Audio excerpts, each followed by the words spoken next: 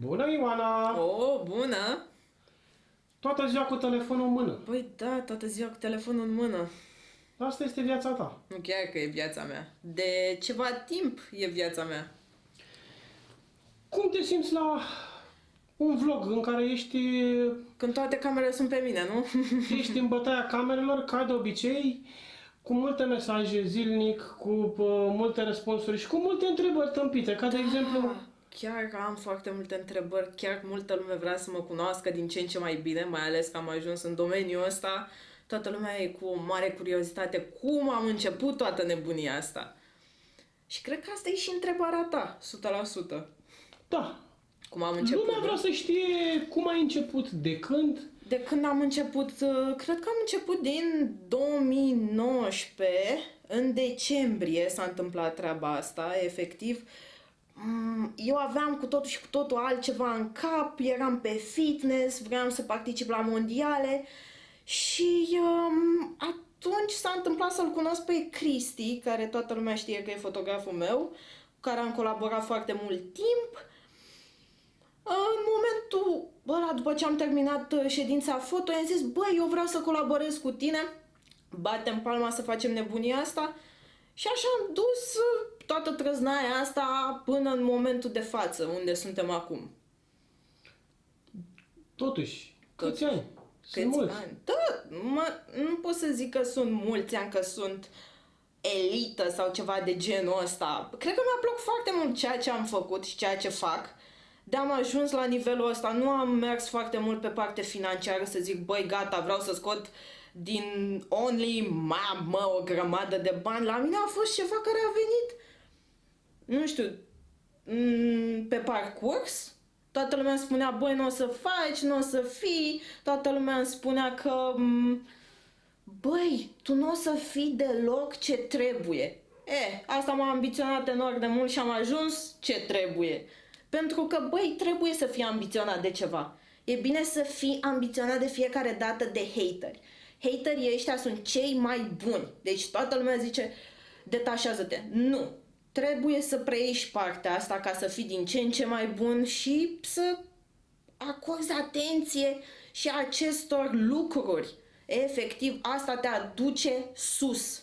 Nu să te ascunzi și să spui, băi, nu vreau să mă judece lumea. Lumea oricum judecă, asta e și e foarte bine, că te face din ce în ce mai bun. Și pe mine asta m-a făcut, clar. Da, povestea ta se aseamănă un pic cu a lui Lady Gaga, care prietenul ei spunea tot timpul, ești un trash, da. Nu poți să te ridici, nu poți să faci nimic. Mamă, pe bune, mi se face pielea de găină, pe bune, la modul serios. Știu povestea aia foarte bine, știu cum i s-a zis de multe ori, bă, nu ești bună, băi, las o baltă, mai bine fă orice altceva. Așa mi s-a zis mie pe bune, la modul cel mai serios, așa mi s-a zis de la bun început. Lasă-te, nu ești bună, tu nu o să fii ca celelalte, lasă o baltă. Uite, acum am ajuns unde sunt, îi mulțumesc lui Dumnezeu, sincer, chiar îi mulțumesc enorm de mult că m-a ajutat în tot ceea ce fac. Și clar, trebuie să ai tupeu în toată treaba asta și să nu te uiți stânga-dreapta, trebuie să te uiți în față, să știi că asta ți-e menirea, dacă tu asta simți, asta faci până la urmă. Da, așa este. Hai să spun și altă întrebare. Poate o să ți se pară puțin mai Ia spune, ce întrebare? dubioasă, dar după mine nicio întrebare nu este suficient de dubioasă. În mod special pentru tine. Povestește-ne atunci când lucrai pentru Only, când făceai material pentru Only, care a fost momentul în care ai avut cel mai impresionant orgasm? Cel mai impresionant? Mamă, ce întrebări senzaționale, pe bune! Băi, pe bune, chiar mi-ai pus o întrebare foarte tare. Asta pentru că tot o facem spontan și nu facem o regie în spate. Pentru că vreau ca răspunsurile tale să vină așa cum ești tu. Ești spontană, ești originală și vine. Cred că trebuie să găsești persoana potrivită pentru părțile astea. Toată lumea spune, mamă, nu cu toată lumea lucrezi, wow. Poți să faci multe chestii ca să pară senzațional pe cameră, toată lumea să zică, mamă, ce wow, e ceva trăsnet, dar nu e adevărat, trebuie să găsești persoana cu care să dai ceva real cu totul. E foarte greu în domeniul ăsta să găsești persoana potrivită, Pentru că trebuie să fie vibe-ul ăla, ca în orice relație. Dacă ai vibe-ul, merge totul de la sine. Dacă nu l-ai, e un perete și toată lumea vede, și subscriberii și toată lumea. Și uneori se întreabă, bă, frate, nu a fost real. Păi, logic că n-a fost real, pentru că nu a fost acel vibe. Ceea ce m-ai întrebat tu, e clar, e vorba foarte mult de persoană în sine. Am întâlnit niște fete senzaționale pe parcurs. Le mulțumesc enorm de mult, mai ales că am colaborat cu ele. Dar puține au fost cele cu care pot să zic, băi, a fost ceva, mamă, de nota 100. Nu vreau să dau nume, nu vreau să intru în chestii de genul ăsta, clar, nu.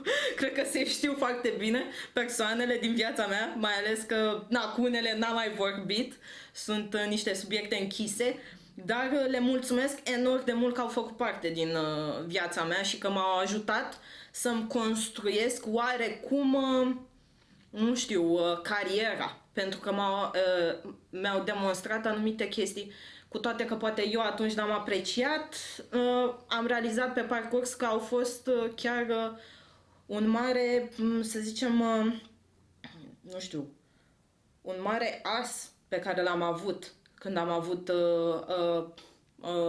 acea relație, poate, sau colaborare cu personajele din acest domeniu.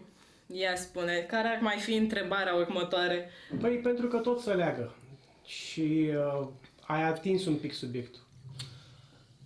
Zi-ne mai concret un lucru. Fete sau băieți? Băi, fete sau băieți, cred că întrebarea asta toată lumea foarte interesată să afle. Fete sau băieți? Fete sau băieți? Cred că o să ajung să zic că e vorba foarte mult de vibe-ul persoanei respective. Dacă nu e vorba de vibe-ul ăla care să mi-l dea, nu merge. Poate să fie și bărbat sau poate să fie și femeie, nu contează, contează energia. Dacă acel bărbat are energia potrivită pentru mine, zic da. Dacă femeia respectivă are, zic da. Adică eu nu am absolut nicio problemă nici pe partea feminină, nici pe partea masculină. Adică e vorba de dacă găsesc persoana potrivită pentru mine, nu mă interesează femeie-bărbat. Bun. Care a fost cea mai interesantă filmare pe care ai avut-o? Păi, cea mai interesantă filmare? Ale de ales multe. Băi, și am foarte multe Mamă! Păi, uite, tot ajungi. Care a fost cea mai interesantă? Cred că toate au fost interesante, sincer, pentru că am schimbat de multe ori persoanele. Am schimbat de foarte multe ori fetele, îți dau cu totul și cu totul alte energii, alte vibe-uri, înveți de la ele și asta contează enorm de mult. Experiențele pe care le-am avut cu toate au fost wow! Pe bune, la modul cel mai serios. Poate nebune, poate... din toate au ieșit, mamă, scântei. Deci a fost ceva senzațional pentru mine. Nu pot să zic că a fost o filmare mult mai wow decât cealaltă, clar, nu. Da, pentru că toate sunt niște experiențe, până la urmă, inedite. Tu schimbăm foarte des contentul, schimbi registrul în care te afli. Nu-mi place monotonia. Eu tot timpul, de când am intrat pe Only, am și zis, vreau o abordare cu totul și cu totul diferită.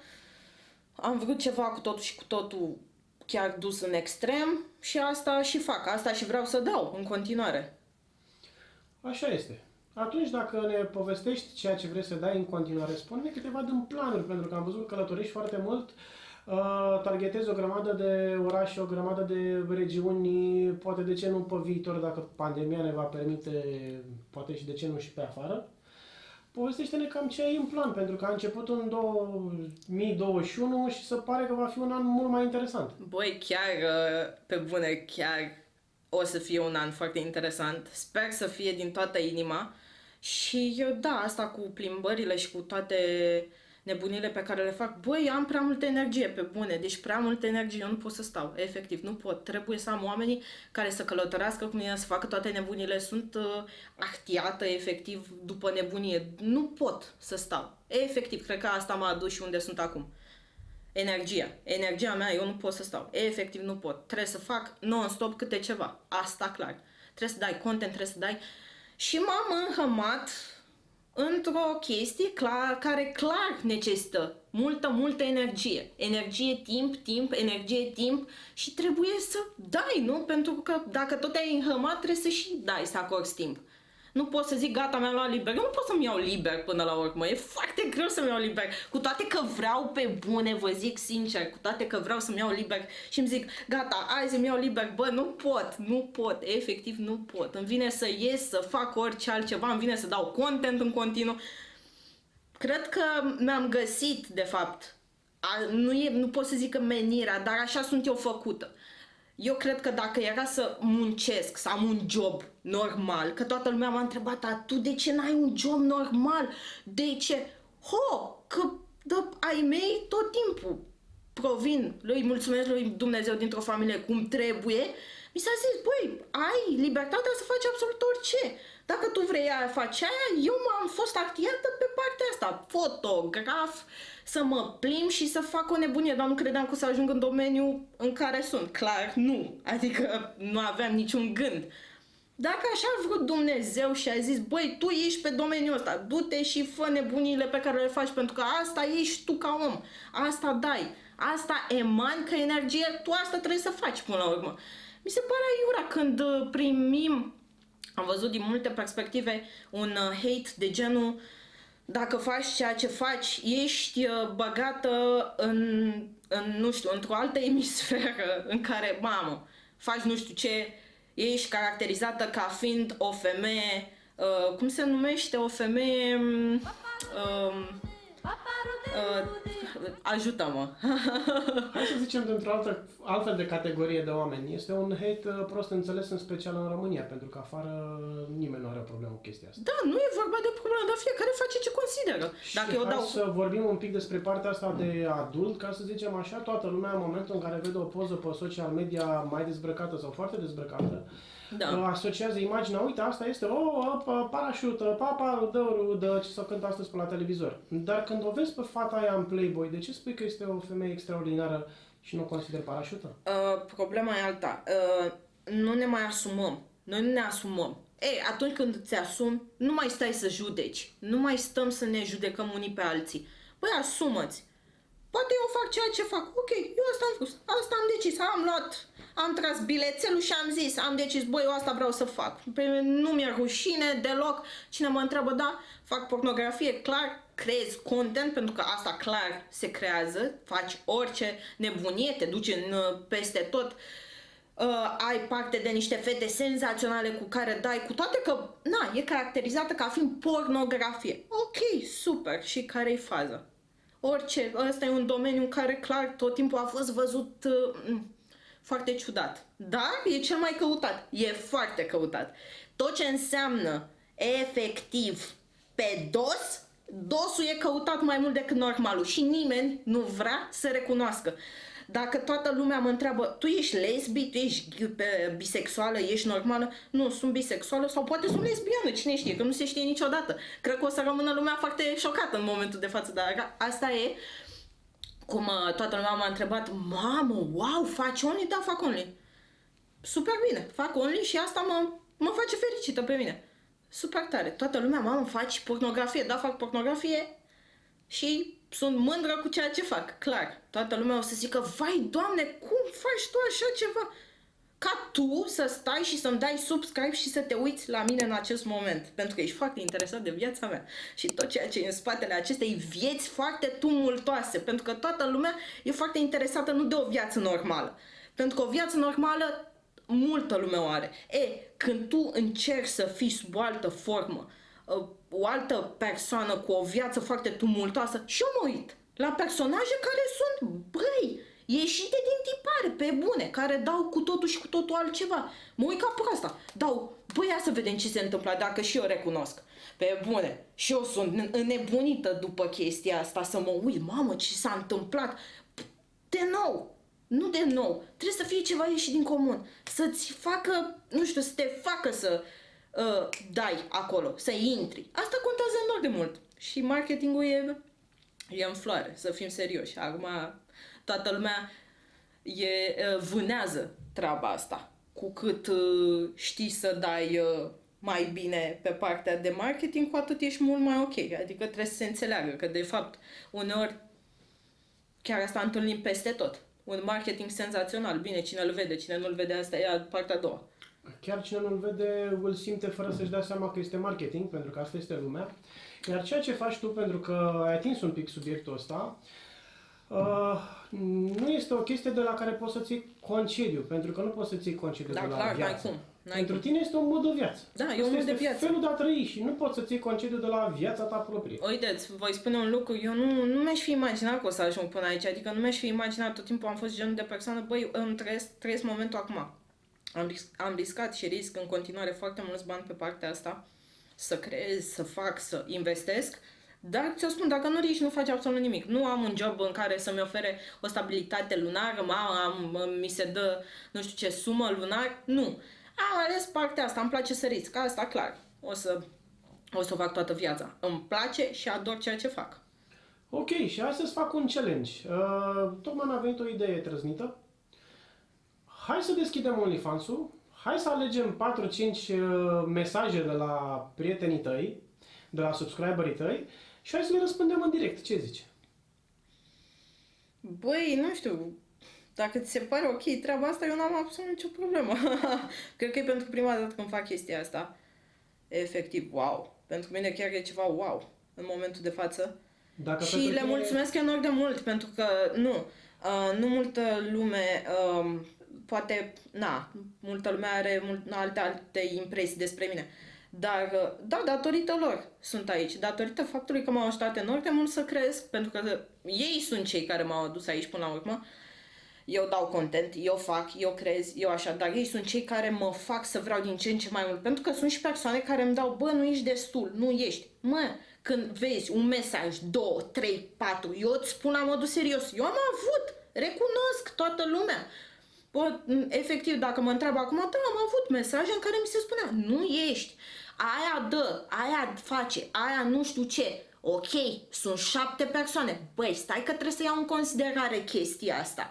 Trebuie să văd, băi, e ceva la mine. Hai să vedem, hai să schimbăm, hai să dăm. Ești normal să ai, nu știu, să vezi, să le iei și să te mai uiți, să îți dai și tu un check să vezi, băi, poate e problema la tine uneori, că uneori la noi e problema. Și săracii văd chestia asta, dar noi, de fiecare dată eu am observat că și eu am avut chestia aia mine, mamă, ce, doamne, nu, dă-ți 2 palme și revinoți, că datorită lor suntem unde suntem cu toții și cu toate, să fim serioși și le mulțumesc enorm că sunt alături de mine, cu toate că am mai primit mesaje ciudate și celor care îmi trimit mesajele alea ciudate le mulțumesc din suflet pentru că m-au ridicat efectiv și moral. Deci de fiecare dată chiar susțin treaba asta. Când vezi un mesaj de hate, bă, ia-l în considerare și spuneți, înseamnă că trebuie să fiu mai bun. Bă, trebuie să fiu mai bun. Dacă noi nu ne trezim la realitate cu mesajele astea, clar. Eu cred că dacă mi-ar fi spus toată lumea, ești perfect, ești bun, trăznet, ai un corp bestial. Păi eu nu ajungeam unde sunt acum. Adică pe mine trebuie să mă trezească. Sunt momente în care eu chiar am nevoie de persoanele astea care să spună, bă, nu ești bună, nu-mi place de tine. Mă, dacă nu-ți place de mine, hai să facem în așa fel încât să-ți placă. Mă pun în cap. Hai să vedem că trebuie să-ți placă ceva până la urmă. Nu? Ăsta e adevărul. Nimeni nu se mai pune în cap. Toată lumea, că persoana respectivă. Nu! Ia în considerare și hate-ul ăla și vezi. Încearcă să faci ceva wow din acel hate. Să te faci tu mai bun. Asta contează enorm, enorm. Pentru mine asta a contat foarte mult. Ea spune, ziceai de niște mesaje pe Only, nu? Da, hai să alegem câteva mesaje random și să le răspundem în direct sau să le comentăm. De ce nu? Că poate nu sunt neapărat întrebări. Ceau Ioana, îți apreciez enorm toate materialele, te urmăresc non-stop. Aș vrea, dacă poți, când ai timp, să-ți adresez o întrebare și tu să-mi răspunzi, desigur, dacă vrei. Ăsta e Raptor. Mi-a fost trimis mesajul ieri.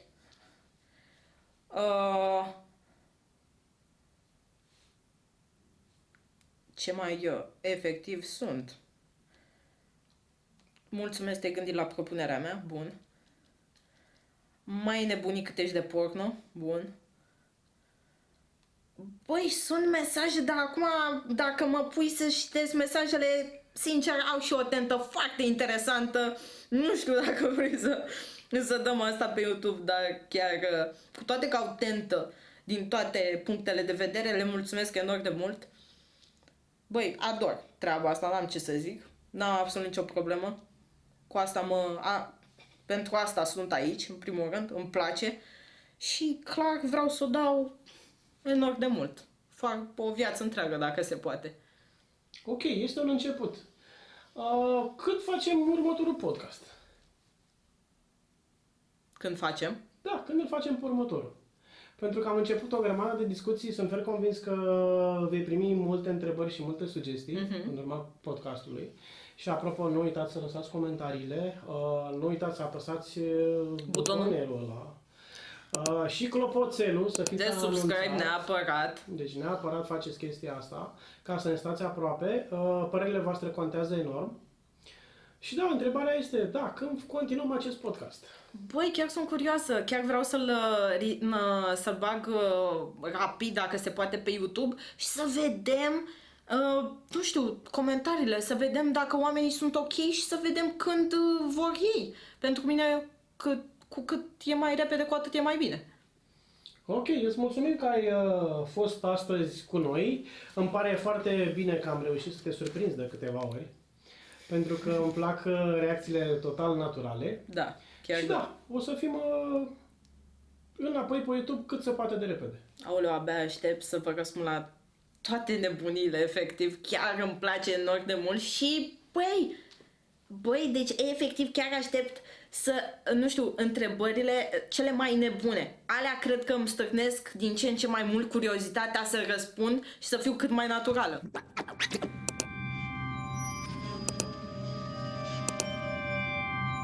Go.